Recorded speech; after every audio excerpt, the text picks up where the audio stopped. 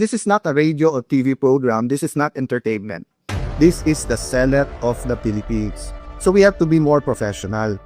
Kung hindi ka lang Tulfo at kung hindi lang Tulfo si kapatid mong si Erwin, sinumbong ko lang kayo kay Tulfo Siguro that's one reason why gigil na digil ang mga kapatid na Senator Tulfo na aside from the committees, aside from yung pagiging malakit sa Malacanang, let me address that. Sabi ni Senator Tulfo, pag hindi ako nagpakita sa session hall ay ako'y duwat. Ang kaduwagan po ay nanuugat yan sa ano ba ang purpose at trabaho mo. Diba? So for example, kung ang trabaho mo ay magtanim, pero bumabagyo, grabe po yung kidlat. Every time mo bumawala kidlat, kasi it's not a matter of tapang, magtatanim ka na, tamaan ka naman ng kidlat. Diba?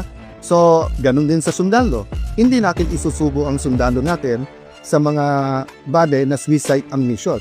Pero ipangtanggol ang bansa at mamatay para sa bansa. Hindi lang sundalo, dapat pati kayong mga senador. So, yung hamon mo, magpakita ako kung hindi tiduan.